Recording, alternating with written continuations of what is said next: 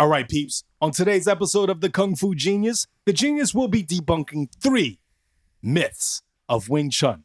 Lots of gems. Lots of speedy, fast chain punches. Lots of, hey, bro, is your Wing Chun traditional or defensive? Let's get to it. And every day, I practice martial arts. Watch out! Hey everyone, I am the Kung Fu Genius, and for those of you who don't know, my name is Sifu Alex Richter, I suppose my real name, right? A.K.A. the Kung Fu Genius. I've been teaching Wing Chun here in New York City for well over 20 years. I am a former private student of Sifu Leung and lots of other very high-ranking masters in the WT Leung Wing Chun Association. And here I am with my podcast. We got a super cool topic today. And this topic is based off the fact that, because of all the Bruce Lee films and then later the Yip Man movies and Golden Harvest films, Wing Chun gets this kind of every few years gets a little bit of a resurgence, in particularly because of the Yip Man movies. There's more interest to it. And as a result, there are a lot of myths and things, the misapprehensions people have about the art based on how it's portrayed in the media. And so I want to kind of talk about that a little bit today. And the purpose of this video is to debunk 3 very common myths about Wing Chun and give a little bit of context. So, yo, Dre, how you doing, man? What's going on, Sifu? It's good to see you. I'm grooving. Good, you grooving, man. Yeah. You still got your lumberjack chic going on. I appreciate that. We have to until it gets consistently hot. That's right. Then I break out the that's right. the yeah, that's the other thing too. It's pretty warm. Yeah. It's pretty bold to be wearing that outfit. I am bold. Bald? Bold and beautiful. Oh, okay. Bald and beautiful, yes. I thought you were consistently hot, Dre. So anyway, Dre, here we are to talk about some common Wing Chun myths. Yes. And I have been told that you have those myths in your hands. So let's start with the first myth. I have the first myth right here is Wing Chun is all about speed and power. Oh, yes. Well, I don't know how much about the power one. I mean, I think all martial arts have to have some kind of power. Otherwise, what are you going to do, right? What are you going to do? No power. No power. Yes, your of martial course, art has no power. Of course, we want to use leverage and angles and all those things. So we're not just using brute force or power.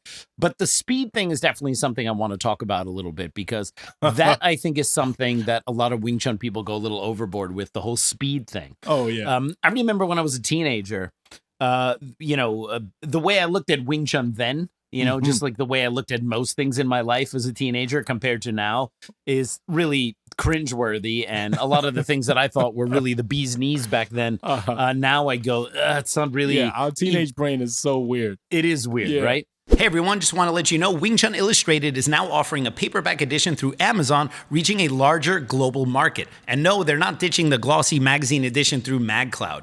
You can now simply choose the version of this magazine you prefer and the one with the cheapest shipping wherever you live. Order your copy of Wing Chun Illustrated today across 12 Amazon marketplaces with free shipping for Prime members. Go and check that out.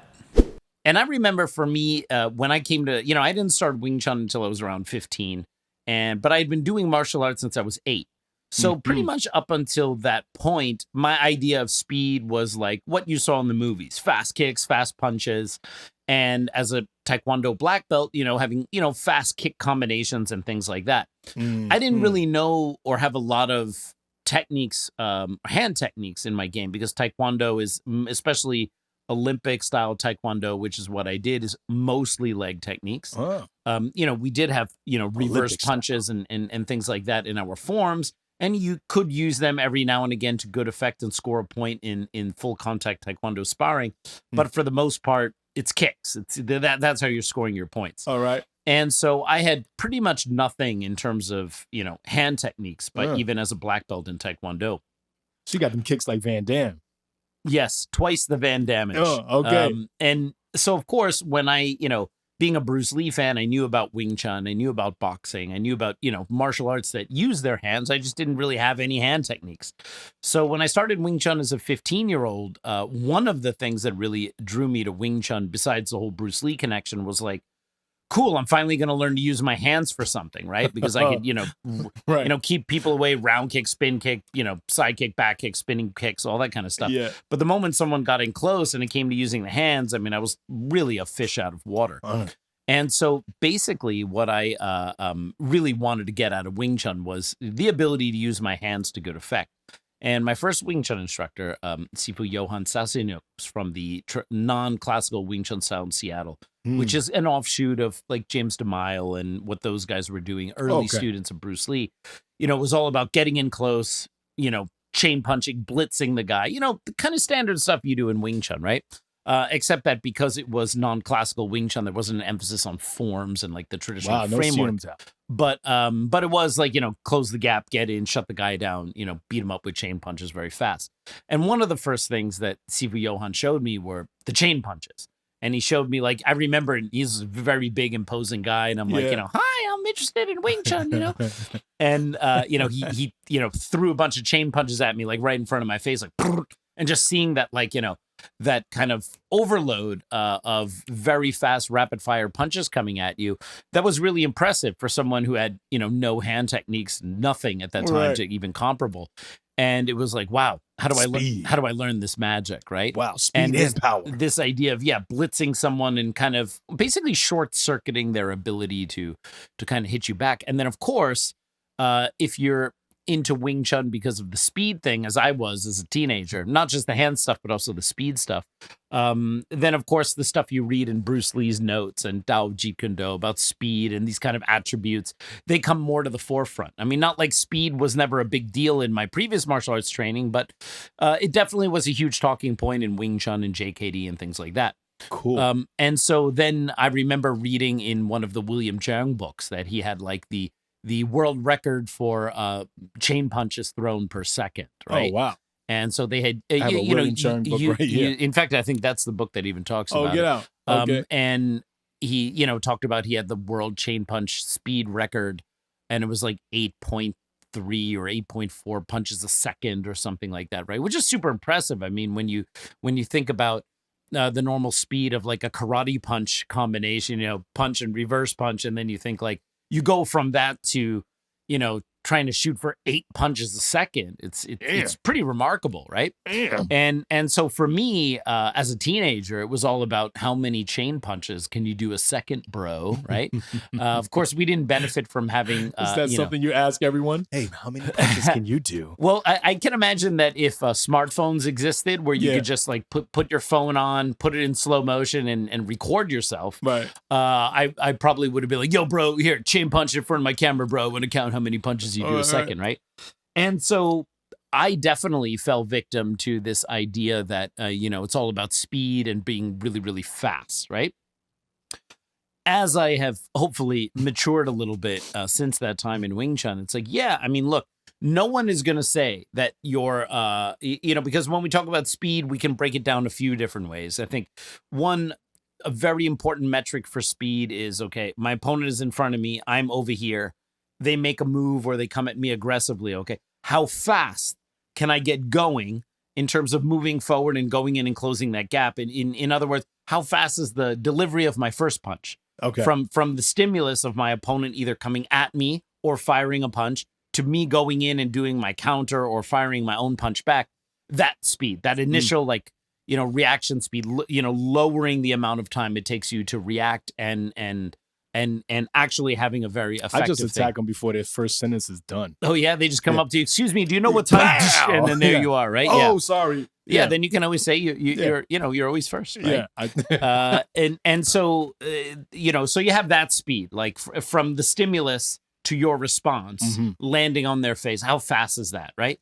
And then, of course, there's the whole, you know, once you start blitzing them with chain punches, you know, how many of those can you fire in a second, right? So there's this kind of general raw speed in terms of getting to your opponent. And then there's this kind of, and then how often can you punch them after that, right? And, you know, as a teenager, that's like what it's all about, right? Yeah.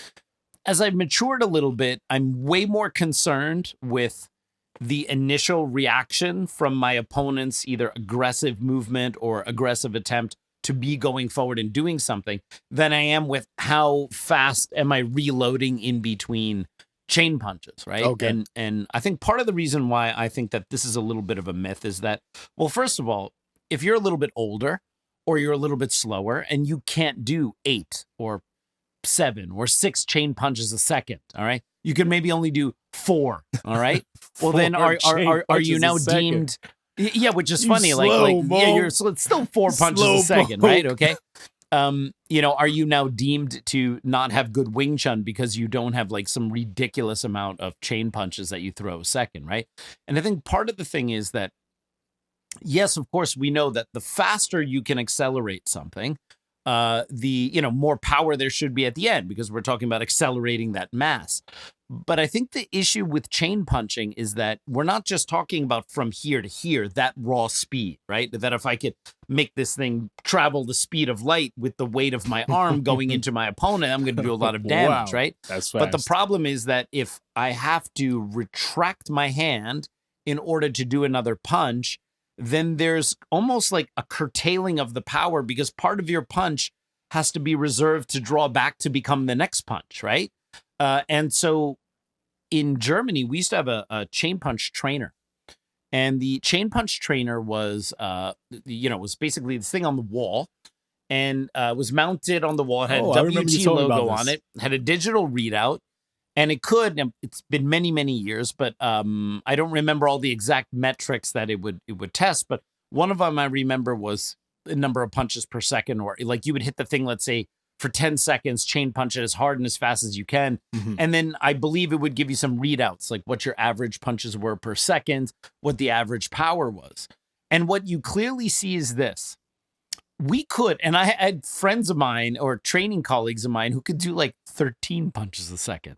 Oh, But so they what you breaking see records. but what you see is at some point when you're prioritizing how fast you can repeat something, then the focus is not on good, solid techniques and mechanics. There's The no focus is quality. the focus is on throwing Quantity. as many of these things as you can do in a short period of time. So Uh-huh. at some point, the aims of that speed metric being measured overcome the idea of, but are those punches still being thrown with good structure and position and technique, right? So we could all beat William Cheung's record as long as we didn't give a shit about mechanics. All right. Okay. So that would mean that instead of pulling the chain punch back to its a proper chambered position in Wing Chun, you bring it much closer to the other hand. So it's a much shorter pull in terms of the Okay. retraction. And you're not worried about like your structure and your footwork. So you would see that in order to get this really fast punch, like your hips would be rocking all over the place. Maybe your shoulders and elbows would be moving, but you could easily, if you wanted to, break this so-called record, as long as you didn't give a crap about good technique, right?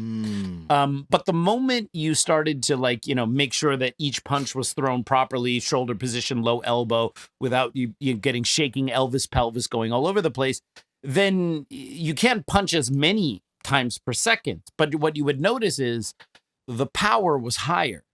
So there's almost like this inverse kind of graph thing where it's like, up to a certain number of punches per second, as long as you're really going for it, you could see a general increase in power.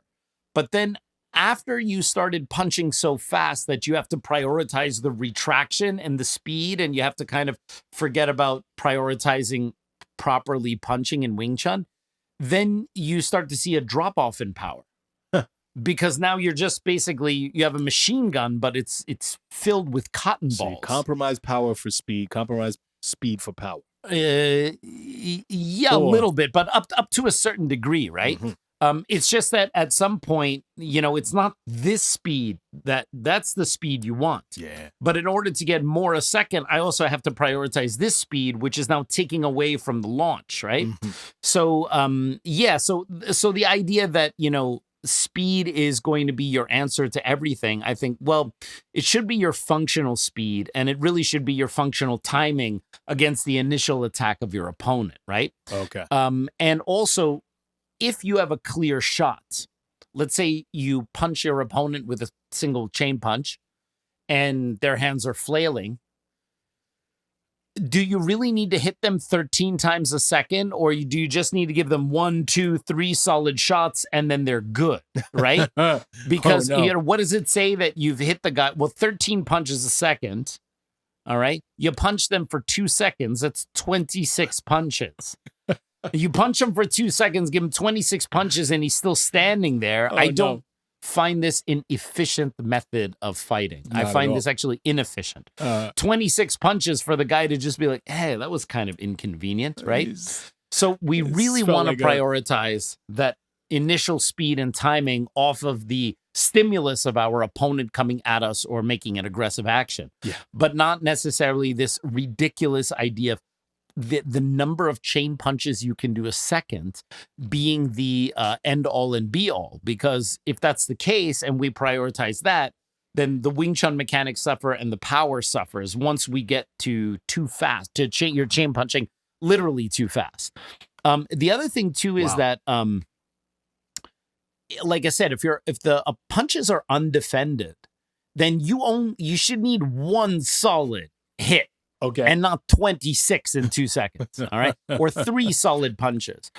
Because as I did recently in an interview with my good friend Sifu Vic Hoti, and I've had this discussion with him before, when we're talking about really what Wing Chun is for, you know, we look at these kind of 4 categories of martial arts, right? You have performance, things like wushu, things that look good, you know, for stage or for choreography, I don't think Wing right? Chun falls in that. You have military martial arts, you know, the kind of martial arts that Wing are taught. Chun kind of falls in that. No, not at all. Not at all. Then you have sport martial arts, and then you have, you know, personal protection, self-defense. Okay. And that's really where we are, right? Then the aims are different. And he mentioned something that I thought was really powerful, and it's a sentiment I've tried to teach my students, but I really like the way he put it. If you're using Wing Chun for self-defense, then your goal is not necessarily to defeat your opponent in a way where it's like they're on the ground in a bloody pulp. You imagine you're a smaller, weaker person, someone attacks you. You don't really want to be in that situation, but you need to do something very decisively that is either going to stop them from continuing, you know, like dissuade them from wanting to continue, like a couple, like you ring their bell, right? You know, they ring their bell and they're like, a little, okay. They're not going to continue, right? Or maybe you hit them hard enough where you do knock them down or knock them back. They don't have to be fully unconscious or dead or whatever, right? You just need to have enough skills and enough technique to be able to stop them from continuing doing what they want to do. And that's it. You hit the guy 2-3 times, he stumbles and you run away. That's a win in self-defense. It doesn't have to be you're on top of them, smashing them with multiple elbows or something like that, right? So when we're talking about practical self-defense, it's really what we want. So does it really matter how many times I chain punch that person in those couple seconds if those chain punches are not powerful? Or is it more important to prioritize decisive strikes that have an effect, right? And again, rather than the speed of the multiple punches, the speed of that initial reaction going in, closing the gap, cutting off their abilities to, you know, hit me with full speed and power. Being effective. Yeah. And the other thing is, so for the opposite, okay, if the guy's undefended and you give him a couple really hard shots, you shouldn't need 26 punches in 2 seconds to put them down. But what happens is if your first punch doesn't hit the mark or doesn't hit with enough power, then you can expect that your opponent is going to fight back. They're going to try to cover up. They're going to try to grab your arms. They're going to try to block or paw your punches away. And then in that case, since there's now interference, you can't just do a bunch of chain punches when someone's interfering because you're not going to be able to stick to them and feel what they're doing if every time you make contact, you're pulling your hand back to reload it for another punch. So what happens is sometimes Wing Chun people, by over-prioritizing speed, they don't get to use the other thing that makes Wing Chun really unique and famous and effective, which is the ability to stick and do Chiu. If you want to slow your opponent down, well, one of the things you do, which is another point that Sifu Vic brought up, is your Chiu by sticking to their arms is also slowing them down, because now if they want to punch you, they're going through your forearms and all of that, and that gives you a chance to stick and move and do something and feel where their openings. So that's going to smother them in a way where they cannot use their speed. But if you're just like blindly doing a bunch of really quick pity-pat punches that, one, don't have enough power to knock them down, and two, are so ephemeral and quick, how are you sticking and knowing what they're even doing with their arms if you're pulling their hand back? I mean, the opponent can easily just come back in and crush. So the idea that Wing Chun is based on speed, all right, I think is problematic because it does overly simplify things and it does prioritize things like the speed of the chain punches. So yeah, so of course we can use the Chiu to slow them down, which will slow their speed down. But if you're just doing a bunch of really quick pity-pat chain punches that, one, don't have enough power to knock the guy down, and two, aren't even around long enough to literally stick and control any of his limbs, then that speed is not easily transferred to a skill that's going to stop the guy. I mean, if the guy gives you a bunch of really fast punches on your nose that don't knock you down and they're so fast they're not sticking you, I mean, what's stopping the guy from just going over the top and cracking you? There's no effect, right? So this idea of speed, I think, is problematic. We should think about, one, the functional speed and timing of the initial exchange, but not necessarily the speed of how fast you can do the combos in the air and how fast you can do your Chiu. When I see people spazzing out at on the wooden dummy full speed, or spazzing out doing Wing Chun movements in the air so fast, and I go like, too fast is sometimes just as bad as too slow. What do you say? Less is more. Yes, because the thing is that if I punch and my arm goes away and your arm is still there, well, I didn't stop you from hitting me. I pulled my arm away and your punch comes in and hits me, right? So yeah, I would definitely say that it's a huge myth that Wing Chun is based on speed. I think it's based more on functional timing. And, what about power? Well, power, I don't know if that's a myth about Wing Chun because, if you really look on the mythological side of the Wing Chun story, it's not supposed to be about power, bro. All right. Because Wing Chun supposedly, according to the legend, is designed to fight bigger, stronger attackers. But of course, the thing that most Wing Chun people don't realize is most martial arts make that claim. Wing Chun is not unique at all in that aim. And I wouldn't say that Wing Chun is based on power, but I wouldn't say that power is not a factor in martial arts. I mean, look, if you haven't developed enough power to at least, again, like I talked about before, the guy comes at you, you don't want to fight, takes a step, you step in and hit them hard enough to cause them pause so you can run. That's the kind of power you need. And if you feel that you don't have enough of that to stop the maniac in front of you, then you really need to focus on de-escalation and getting out there. I mean, hopefully the best lesson most people can learn from realistic and honest martial arts training is to also know what their limits are. Like, you should know how powerful your punch is.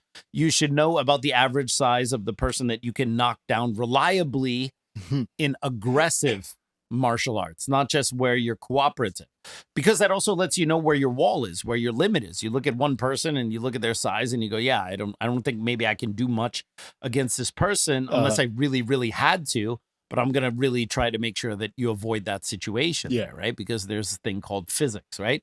But yes, I would definitely say that it's a myth that Wing Chun is all about speed and all about power. It's definitely about a lot more than that. So what else you got for me? What's the second myth? The second myth. Wing Chun is only effective against untrained opponents. That's not a myth. That's true. Wow. Well, actually, that's a funny thing. Because you have these basic myths, that, and by the way, these myths are based on some AI research on Google, the types of things that people look up as far as Wing Chun goes. Right. But it's usually a little bit more complicated than that. All right. First of all, an untrained opponent is not necessarily a cakewalk. No. And I think that's what people who don't do martial arts, I think they sometimes highly underestimate how difficult it can be. Now, depending on the martial art you do and depending on how you employ it, your mileage may vary on that. But sometimes a very awkward but strong, untrained beginner can present a lot of challenges because to a certain degree, martial arts practitioners expect kind of almost clean techniques to come at them. All right. I'm not saying all martial arts practitioners or obviously self-defense minded people don't expect that. But, if you're doing kickboxing, for example, then there's an expectation that when you're sparring within the world of kickboxing that, your partner has a certain guard and moves a certain way and uses certain tactics and certain types of punches. And even though within the world of kickboxing, there are many different styles and approaches and subsets and different ways to crack that nut. It you know, you could have someone who has no martial arts training, but they may be physically very strong, and they start flailing their arms in like a totally maniacal way. Right. And then because it's so unorthodox, it presents problems to the trained fighter. In fact, in Chinese, the saying for beginner's luck, you know, in English, we say like if a beginner tries something and beats the master, like, oh, they have beginner's luck. Okay. And in Chinese, for beginner's luck, they'll often say 盲拳打死老師傅, which is the wild or crazy punch that kills the old sifu. Oh, You know what I okay. mean? Yeah. Right? So like the sifu shouldn't get knocked out by some wild, crazy shit, right? But it's so wild and so random that it even mystifies and baffles the old sifu, right? Right, okay. Although while that sentiment is definitely true in martial arts, but it's meant in Chinese to mean beginner's luck. Like, oh, that's the wild punch that killed the old, you know, trained sifu, right? So the thing is that this idea of just saying like an untrained person is somehow easy to fight is not necessarily the case. In grappling, it's a little bit different because if you have decent knowledge of grappling, you can bring like an untrained person to the ground, then you definitely most likely have some advantages over them. They're going to make normal mistakes like trying to bench press you off, which, you know, for example, in jiu-jitsu would get you caught in an arm lock, or, you know, you get on top and you start punching the guy in the bottom, and the bottom guy who doesn't know anything turns around defensively and then exposes themselves to a choke. So grappling sometimes can mitigate that, I think, a little bit better than striking martial arts. But sometimes in striking martial arts, if you don't have a close range game or a clinching game, actually an untrained opponent is not always a walk in the park, right? Having said that, I think it's easy to get into these false dichotomies. Wing Chun is only against untrained opponents and not against trained opponents. And the problem is that this is always like a categorization error. To just lump everyone into two categories is just to overly simplify stuff, right? Trained and untrained. Yeah, I mean, you have everything in between. What about someone who trained for a little bit but isn't good yet, right? I mean, there's what about someone who's super athletic, just not in a fight sport, right? Are they really untrained, right? Even if it's like a wrestler who has to do something with punching, right? Are they really untrained? It's difficult. So people always like these kind of very binary things, right? Especially when you look at the comments, it's like, you know, oh, Wing Chun doesn't work in MMA or whatever, and it's like, first of all, no one said that it's for MMA. Okay. Second of all, name me one single martial art that is represented in MMA as a sole single martial art. I mean, in the early days, you had, you know, Hoist Not Gracie anymore. and Richter doing just Brazilian Jiu-Jitsu. But nowadays, even if you have fighters who are more heavy on the Jiu-Jitsu side, they're not going into a cage unless they also have striking and some wrestling and you know, kicking and things like that, right? Yeah. You don't really have. And occasionally when you do see someone who is more or less a pure jiu-jitsu person, somehow making their way into the highest levels of sport, like Hickson's son did a number of years ago. I don't think he's fought. Hickson's son had like 2 or 3 fights in UFC, in kind of modern era, and he's more or less very traditional to the old Gracie jiu-jitsu thing, and he can't keep up with the new guys, right? Name me you know, even you have examples like Lyoto Machida or Stephen Wonderboy Thompson, who come from a karate background, right? But Lyoto Machida is also a black belt in Brazilian Jiu-Jitsu, and Stephen Wonderboy Thompson also has, you know, wrestling and other stuff in his repertoire, right? So the thing is that people go, oh, Wing Chun doesn't win in the ring or whatever. It's like, well, I mean, there's no one single, it's called mixed martial arts for a reason, right? Yeah. And you can definitely see a lot of tactics done by some professional fighters. Anderson Silva's an easy one that comes to mind, where you see that he used some Wing Chun stuff in the ring. So definitely there are Wing Chun ideas that can be applied to ring fighting against very highly skilled opponents. I wonder, okay, so UFC came out, what, early 90s? About 92. And they were doing their thing, you know, they had this guy style, that guy, he was styling this. How far after that, or how soon after that, did they figure out, oh, we need to mix it up and make it a mixed martial art thing? Yeah, well, I mean, the term mixed martial arts didn't come until later. Yeah. First it was called NHB, no holds barred. And I think it was Big John McCarthy, the famous ref. He's the one who coined the term mixed martial arts later. But it wasn't called MMA from the beginning. I mean, if you watch those early UFCs, you will not hear the term MMA used anywhere, right? Right. Because at that time it was really about like the Style style versus style, right? And I don't know when the exact time when that changed was, like when they really realized that you can't just be a striker, or you can't just be a grappler or a jiu-jitsu guy or whatever. You need to have kind of both. Evolution. It kind of went in phases, right? Like the jiu-jitsu guys dominated, and then the wrestlers came in and they were able to shoot and take people down and beat them up. And then some of the jiu-jitsu guys had a little bit of trouble taking down the wrestlers or keeping the wrestlers from taking them down and using a very power-heavy game. And then you had someone like Maurice Smith, who was a kickboxer, who learned just enough jujitsu to know how to avoid getting caught in submissions and just enough counter wrestling to avoid getting taken down. And then Maurice Smith, I believe, was one of the first, if not the first, to knock out a Brazilian jiu-jitsu guy with a head kick. Maurice Smith knocked out Conan Silvieri, and this was not even in UFC. It was like in kind of world. They like when UFC came out, they had a bunch of little copycat ones right away, like World Cage Combat, this, that, or the other. And so then that was like, oh, a jiu-jitsu guy just got knocked out, right? So, but kind of back to our topic, you see a lot of Wing Chun ideas done by people who maybe haven't done Wing Chun. The style of straight punch and sliding up the middle and the use of the center line at angles and things like that. Matt Brown, who's really a Thai boxing guy, a lot of times when he fought, he did so many things that look very similar to our Wing Chun clinch work and our basic Wing Chun stuff. Okay. So it's for me, it's more those ideas there. But back to the idea of the untrained opponent.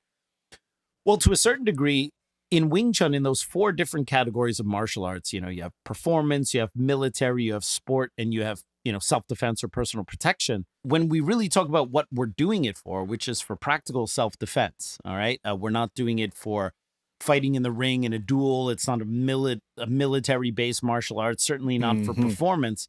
Then we really just want to be able to shut this person down. So we don't know what the person is in front of us, whether they're trained or not, by virtue of, it starts verbal and you're trying to get the guy to calm down and the person moves and then you got to go and do the thing. So even if the person is a highly trained martial artist, the idea is that we're not standing there and squaring off and going into a duel. We're trying to calm the situation down, get this person to, have a Coke and shut the F up. And if the guy moves, and you got to move into action, right?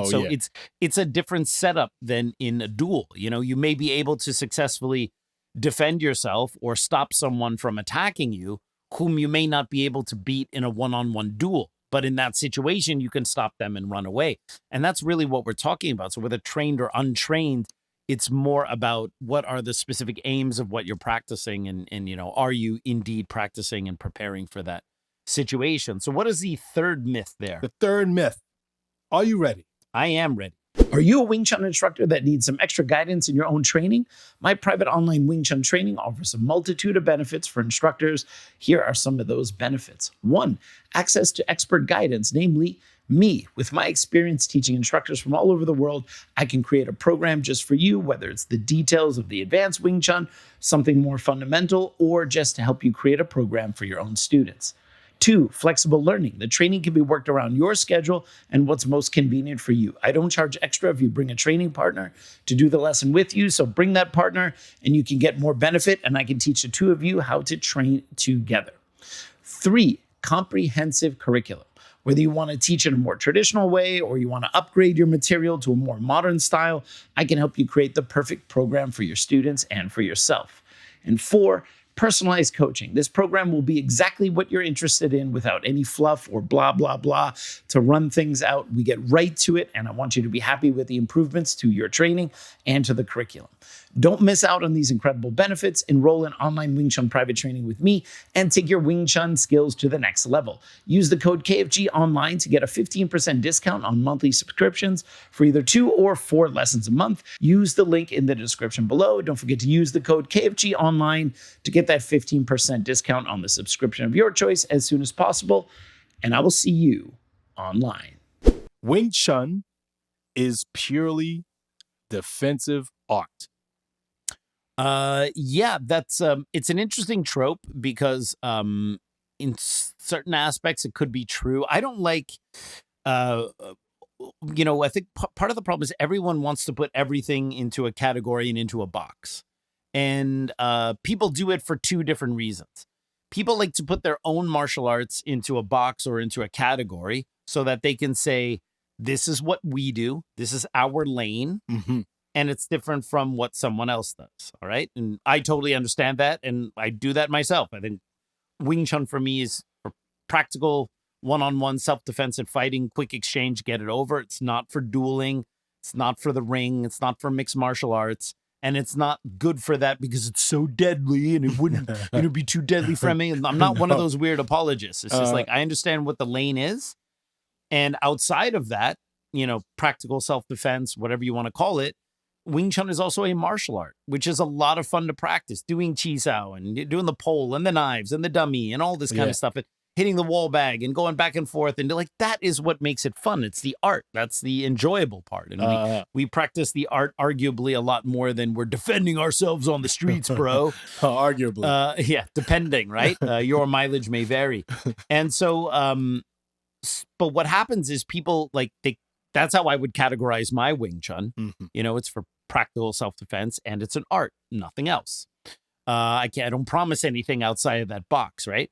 But other people like to put things into categories because they like to say that's not effective or that's out of the category of what I do, right? So, for example, saying that certain types of Chinese Kung Fu are only good for performance, right? And then you say, oh, that's just performance stuff.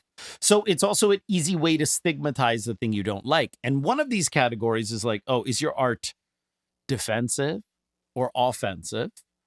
Is your art internal or external? Is it northern or southern? And what you realize is people are very binary. They like A and B choices. And this creeps up into all the conversations. And people ask you these very binary questions. And you're almost like obligated to say, okay, we're either A or B.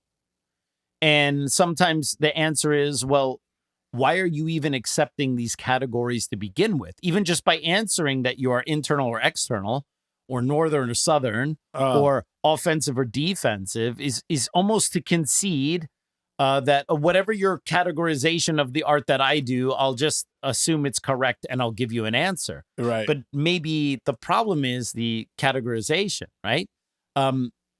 Is Wing Chun offensive or defensive? Well, I mean, if you talk to a lot of Wing Chun people, they will tell you about Wing Chun is an aggressive martial art. Wing Chun is using attack in preference to defend, or is using simultaneous offense and defense. Or if you listen to Bruce Lee, on his famous little bike interview that they got a few years ago, where he was on the bike on this at ABC Studios. I've never seen that one. He's like, oh, well, what I do is very offensive. He means like you offend your opponent. But the other guy was like, oh, you're like you're being offensive to your opponent, right? All right. You're calling him names and stuff, right? So people who learned in the early period, like Bruce Lee, like the late Sifu Chen Man, would probably say that, Wing Chun is an aggressive martial art, is a martial art that uses counterattack or surprise attack or whatever. Now, the question is, well, are you doing that at the moment your opponent is attacking you? All right. So like, I don't want to fight.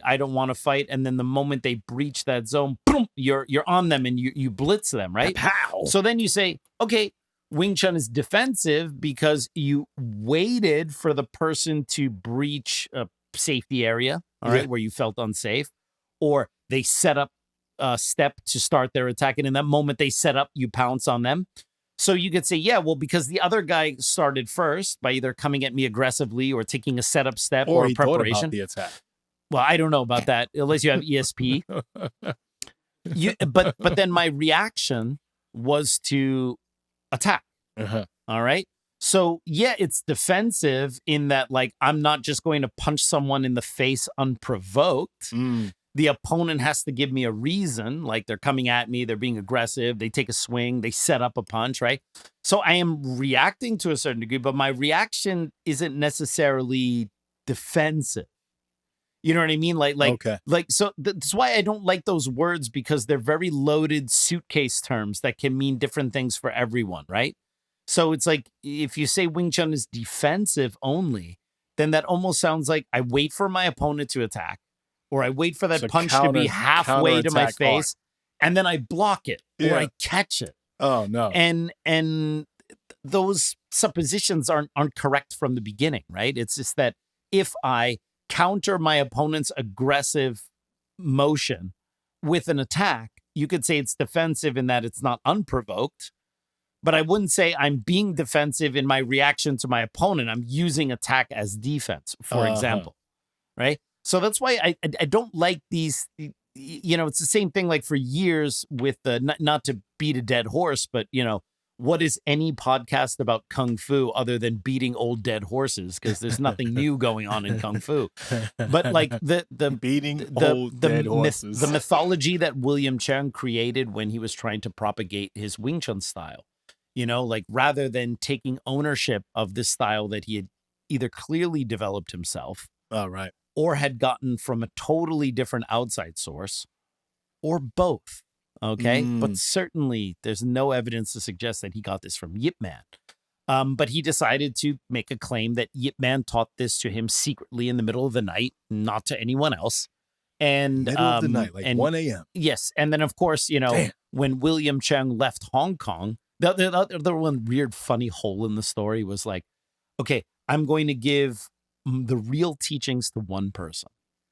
And that person happens to be a teenager, which already, look, Yip Man was like in his 60s and 70s.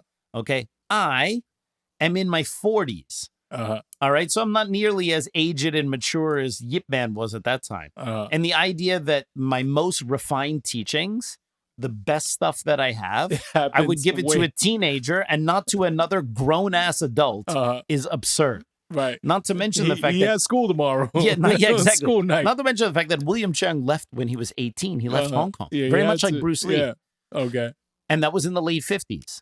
So it had to be in his years of 16, 17, 18. Yeah, but that's not even the point. The point is that he left in the late 50s. Yeah. Yip Man kept teaching until 72. Yeah. So was Yip Man like, I'm good. I taught all of my secrets to one teenager who's not even living in Hong Kong anymore. So he'll give it to foreigners when Yip Man doesn't want foreigners to learn it. Yeah. And he doesn't know where this teenager is after he leaves Hong Kong. Okay. And he's like, no, I'm good because I already gave it to someone. And in the remaining 12, 13 years of his life, I'm good. I'm not going to show it to anyone else. I already gave it to a teenager. Yeah. I mean, like the whole stuff, the story breaks apart at every level, right? It really makes no sense.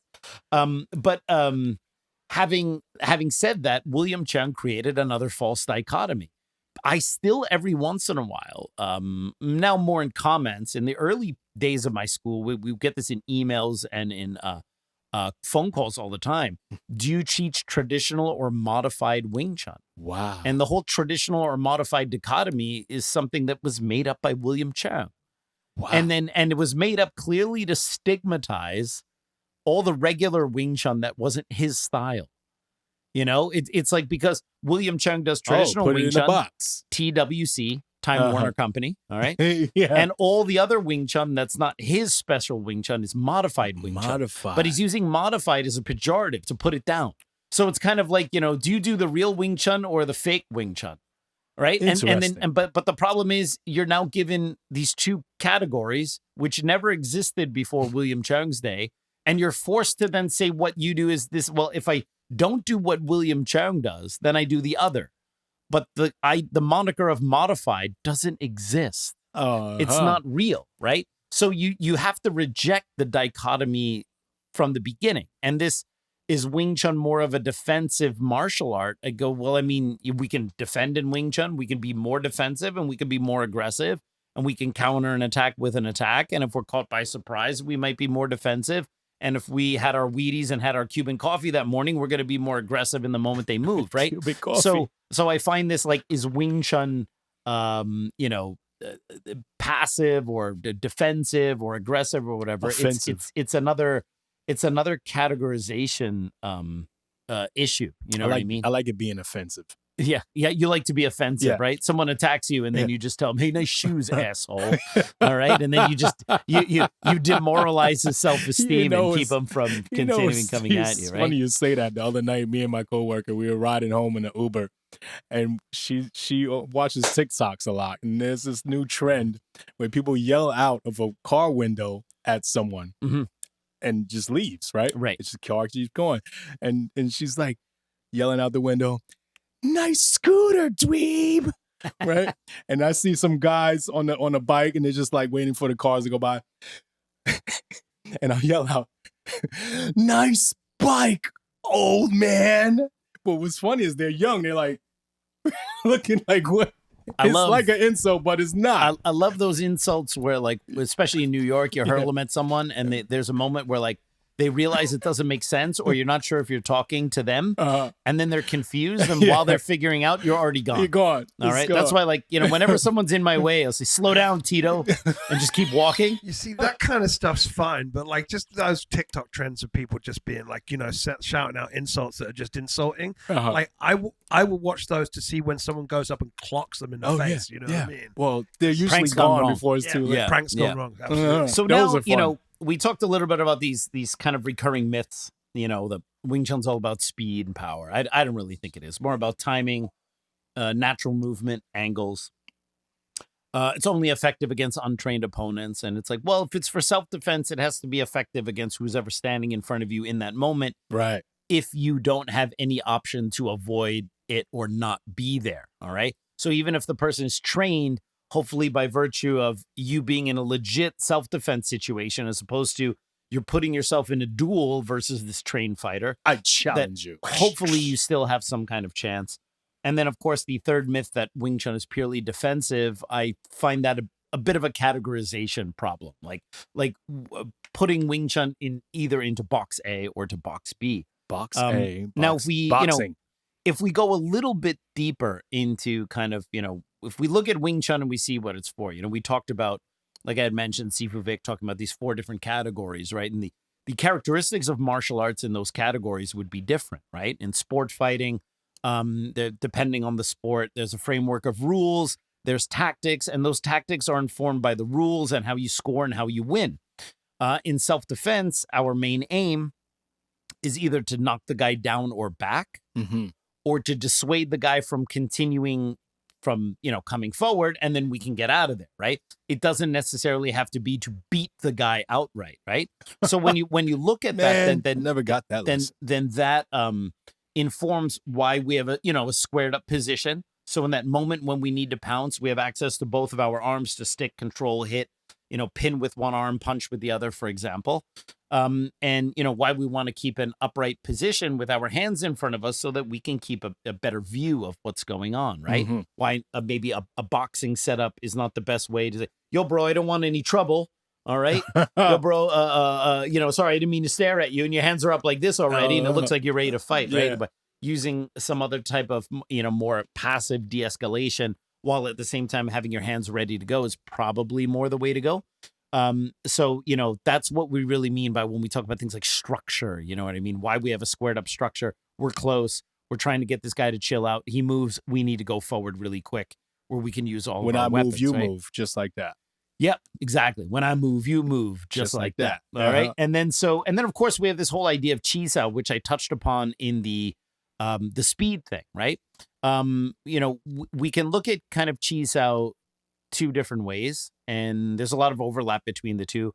As I mentioned multiple times, I think even though the late Jesse Glover, who was Bruce Lee's first student, his way of applying and doing Wing Chun is very different from what I do and I teach. Maybe not fundamentally, but in the way it's presented and the way it's done, it's definitely different. But I always appreciated Jesse Glover's definition or framework for how he kind of described what Chiu is really for. And he described it as backup for your punching. All right. So, I mean, if you're standing in front of someone and they move, boom, you step in with a nice, decisive, fast punch and you're able to stop them, dissuade them from coming forward or knock them down. You don't need Chiu. Then you don't need Chiu, right? Whereas you see a lot of Wing Chun guys, they're standing, waiting, trying to do, waiting for the guy to punch them in the face so they can do some pre-planned combo. It's like they have the answer before they have the question. And then oh, sorry, you gave the answer to question 5, but the guy gave you question 1. All right. So the result, punch in the face, right?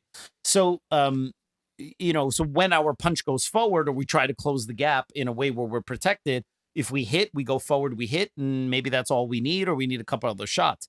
If our punch is obstructed, in that moment when we have contact, that's where our chi sao, hopefully if it's trained well enough, comes into play to either move ourselves or reposition ourselves in a better way, or to deal with what's coming at us, or to feel whether they're pushing, pressing, doing this or doing that, right? So that's, if you view that as a backup for your punches, rather than you're trying to stick to the guy's arms only to get punched in the face, we don't want to chase the hands, we want to go to the body. That's a good framework for it. But sometimes if you're not able to knock the person down or back, then it may make sense in that situation to stick and smother their arms so that you slow them down, right?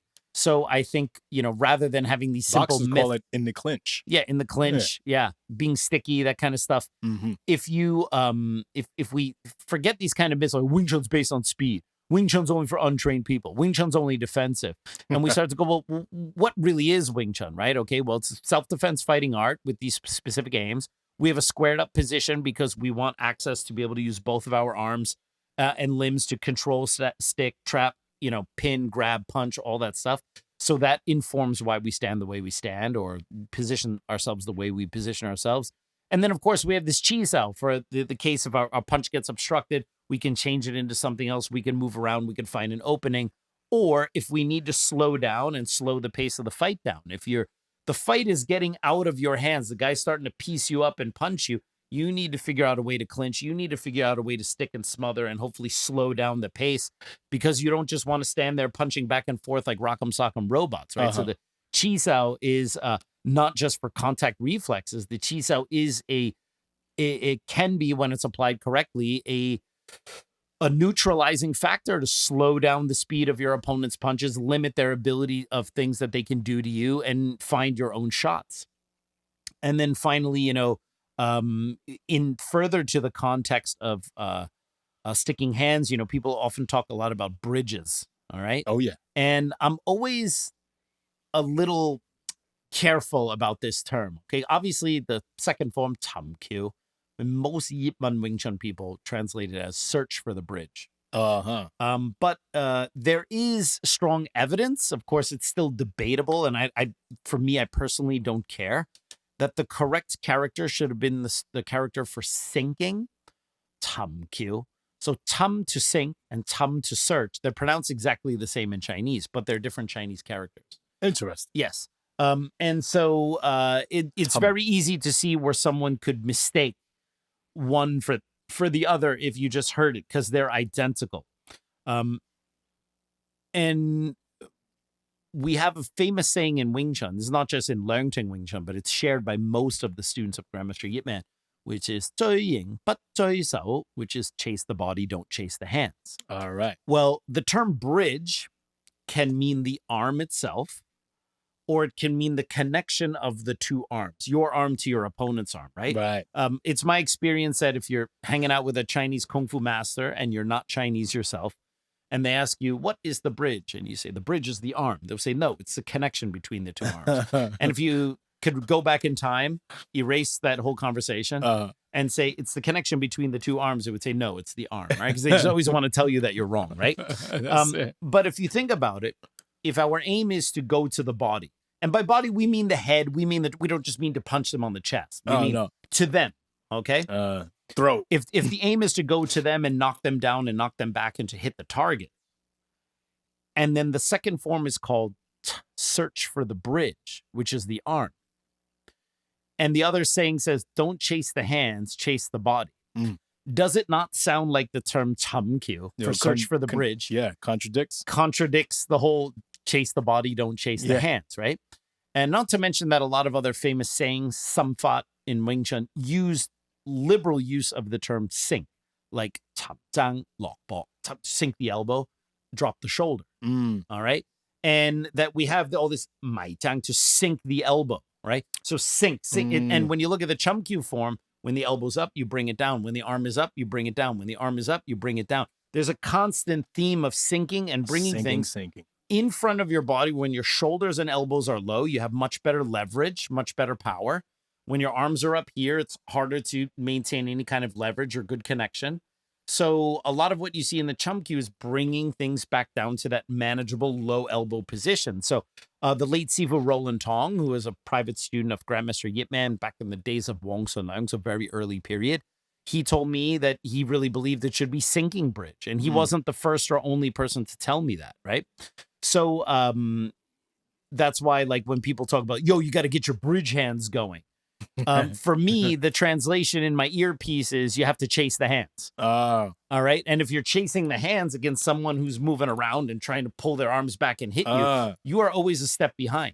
Yeah. You need to go towards your opponent in a way where you also protect yourself from potential incoming strikes rather than trying to go through the pipe dream of trying to catch their arms.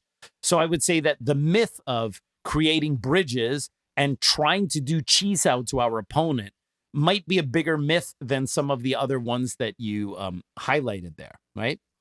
So, cool myths. So, I mean, it's interesting. Like, are there any myths that we would want to perpetuate in Wing Chun? And I think no. Most of the myths are very negative. All right. Yeah. Most Wing Chun people are very arrogant. Most Wing Chun people are in a bubble. Most Wing Chun people don't know how to do historical research. Those things are all unfortunately I'm true. trying to remember if there was a myth that I just like was debunked when I started training. Or maybe the one about the Wing Chun coming from Moy and Wing Chun and all that stuff from Shaolin. Well, no, I didn't really hear that until I started at the school. But that's a common one, and that clearly trying to think of something before I started at the school. But I think one myth is interesting because we talk about these 4 categories, and I say, well, Wing Chun is really for personal protection, one-on-one personal protection, right? Which is more or less to say self-defense. But I think that how we view self-defense nowadays is a lot more nuanced than it was in the old days, right? And in the old days, I even mean like in the 80s, all right? Because like for me, when I was learning karate in the 80s, if you said, oh, karate is for self-defense, that would be as non-controversial a thing as you could say.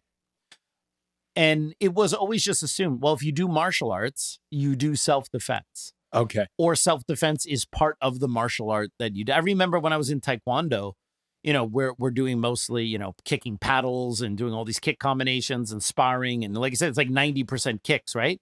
But then every class we would do quote unquote self-defense, like for 5 to 10 minutes.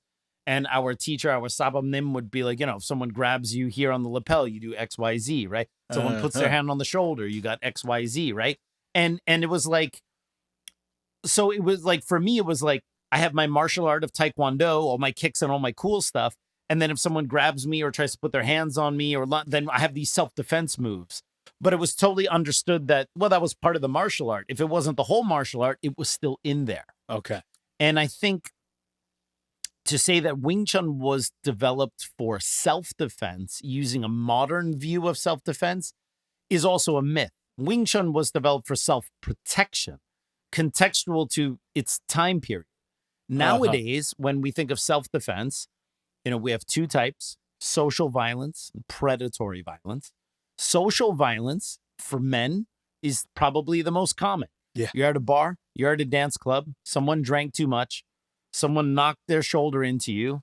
Think, hey, what are you looking at? What's your problem? Pushy, that kind of stuff, right? Right. That you cannot tell me that someone designed setting the stance of the Siunam Tao, learning 8 sets, punching, doing Chi Sao with the idea in mind that someone's going to go, yo, what the hell are you looking at, man? And then you're going to drop in your stance and start doing the Siunam Tao. Oh, goodness. Right? The idea of self-defense, I think, has changed. We could talk about personal protection, maybe, was probably more the paradigm. But now when we think of self-defense, because we have so much information available, we know that it's a lot more complex and a lot more different than a martial art fight. Okay. You have, with social violence, you have a whole verbal component, trying to de-escalate the person, using body language as trying to get the guy to calm down, rather than immediately putting your hands up in the jong so go, you ready, bro? You ready, bro? Just like, hey, man, sorry, I didn't mean to look at you. You're trying to get the guy to calm down. But at the same time, your fence is a thinly disguised zhong sao or man sao wu sao position ready to go. And that we could maybe get the guy to calm down verbally, keep distance, draw other witnesses in there to make the other guy have some pressure that maybe if he pursues, he might end up looking like the ass in front of people. So you use a little social pressure to keep the guy from doing anything to you. Those are things that I don't think that the founders of Wing Chun were thinking about, right? Then you have predatory violence, which is, you're walking down the alley and someone jumps out behind you and puts a knife to your throat or drags you down to the ground or puts you in a headlock, right? Yeah. And in those situations, you could say Wing Chun might have had a component of that as, part of its original development, that someone attacks you and you don't even have time to put your hands up in the jaw. So you just have to immediately go and react and do your thing. Totally.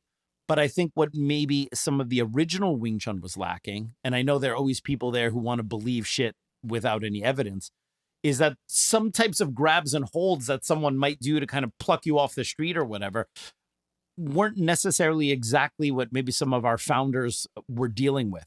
Okay. And now you have a lot of very complex styles of grappling attacks and different ways that people are going to hold you. And so the situations we have to teach our students to fight against now are maybe a little bit different because the attacks are different.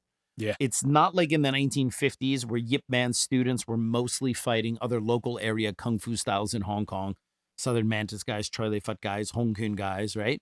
Or in Fatsan where it's the other local area martial arts, all right?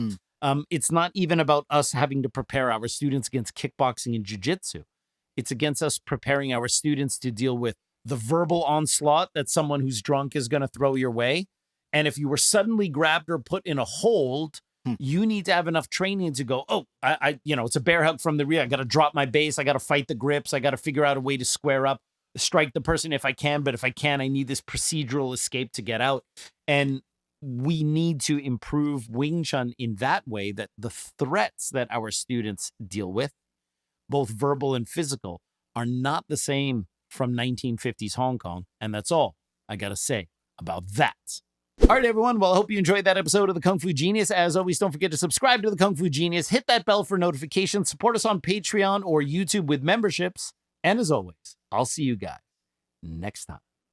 Word is I'm a kung fu genius. Technique speaks for me, not lineage. Forget Jet Li, cause I'm the one. Many call me seafood, but to you I'm sea gung. And I produce masters. You surpassed us. Your kung fu stiffer than corpse and caskets. City Wing Chun is the house I built. Violate the gate and your blood gets spilled. Alex, Richter, always the victor. 1, 2, 3, clap, and Dre's got it. All right, so here we go. Dre really does have it. That's why he shaved his head. That's why I shaved my I head. don't know, my knowledge of venereal diseases is not enough to understand. Isn't that for like for crabs though? Okay, here's the third video. Hopefully, we'll not run out of storage. 1, 2, 3, clap. All right, peeps. On today's episode of the Kung Fu Genius, the genius will be debunking 3 myths of Wing Chun. All right, peeps. On today's episode of Kung Fu, On today's episode of Kung Fu. All right, peeps. On today's episode of the Kung Fu Genius, the genius will be debunking 3 myths of Wing Chun. Lots of gems, lots of fast, super fast chain punching. Lots of, yo, bro.